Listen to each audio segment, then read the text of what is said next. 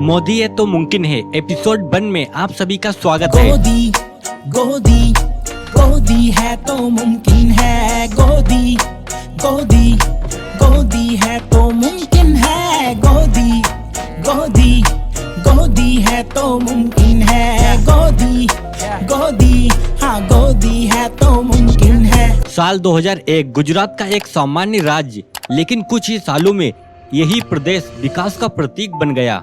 ये कहानी है नरेंद्र मोदी के गुजरात मॉडल की, जिसने भारत की राजनीति को हमेशा के लिए बदल दिया। साल 2001 गुजरात भूकंप से तबाह था। पार्टी को नया चेहरा चाहिए था और चुना गया था एक ऐसा व्यक्ति जिसने कभी कोई चुनाव नहीं लड़ा था, नरेंद्र दामोदर दास मोदी। लेकिन विकास की शुरुआत से पहले गुजरात पर पड़ा एक काला साया, गोधरा कांड ने पूरे प्रदेश को हिला दिया। मोदी सरकार पर आरोप लगे कि प्रशासन ने हिंसा रोकने में देरी की। आलोचनाओं के बीच मोदी ने विकास को अपना हथियार बनाया। वाइब्रेंट गुजरात समिट से लेकर ज्योति ग्राम योजना तक मोदी ने गुजरात को निवेशकों के बीच नक्शे पर ला दिया। आंकड़े कहते हैं गुजरात ने तरक्की की, लेकिन ये तरक्की हर वर्ग तक पहुंची या नहीं, ये सवाल आज भी जिंदा है। कुछ लोगों ने कहा ये मोदी का विकास मॉडल नहीं बल्कि कारपोरेट मॉडल था, जहां उद्योग बढ़े पर आम आदमी वहीं का वहीं रह गया। 2014 में नरेंद्र मोदी ने देश से वादा किया जैसे गुजरात बदला वैसे भारत बदलेगा, और यहीं से शुरू हुआ एक नया युग। मोदी है तो मुमकिन है। गुजरात मॉडल एक सपना या सच्चाई, शायद दोनों ही। लेकिन सवाल अब भी वही है, क्या भारत के हर कोने में वो विकास पहुंचा जिसकी शुरुआत गुजरात से हुई थी? मोदी है तो मुमकिन है एपिसोड 2 नोटबंदी, एक झटका या सुधार की शुरुआत। आइए जानते हैं। 8 नवंबर 2016 वो रात जिसे भारत कभी नहीं भूल सकता, जब प्रधानमंत्री नरेंद्र मोदी ने राष्ट्र के नाम संदेश में कहा, आज आधी रात से 1500 और 1000 के नोट बंद किए जा रहे हैं। सरकार ने कहा ये कदम काले धन, नकली नोट और आतंकवाद की फंडिंग को रोकने के लिए उठाया गया है। लेकिन आने वाले दिनों में जो हुआ उसने पूरे देश को हिला कर रख दिया। सुबह उठते ही देश ने पाया जेब में रखे नोट अब सिर्फ कागज रह गए। लाखों लोग एटीएम की लाइन में लग गए। अस्पताल, दुकानों और दफ्तरों में अफरा तफरी मच गई। सरकार का दावा था 86% नगद मुद्रा जो 500 और 1000 के नोट में थी वो अब बैंकिंग सिस्टम में आएगी। इससे आतंकवाद, नकली नोट और टैक्स चोरी पर रोक लगेगी।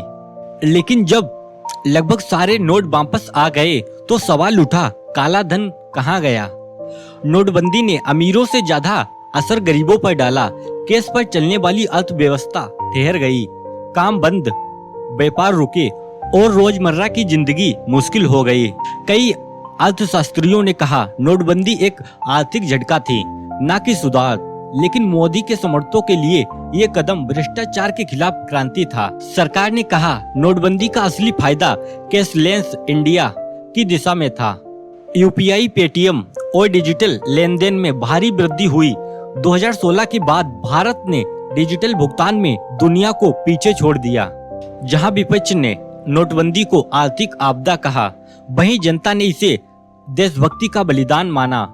और नतीजा 2017 में बीजेपी ने ऐतिहासिक जीत दर्ज की।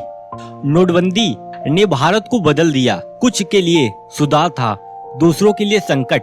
लेकिन ये तय है कि ये फैसला भारत के आर्थिक इतिहास का सबसे बड़ा प्रयोग था।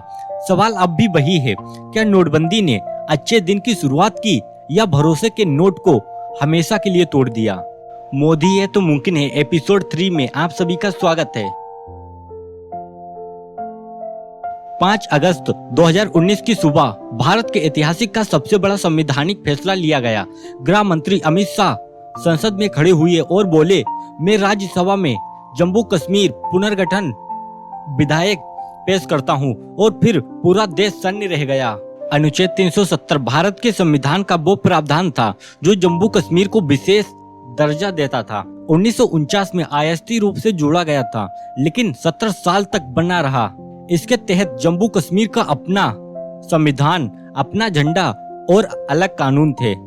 जब अमित शाह ने संसद में घोषणा की, पूरा विपक्ष हैरान था। मोदी सरकार ने गुप्त रणनीति बनाकर कश्मीर की पूरी अर्थव्यवस्था को एक रात में बदल दिया।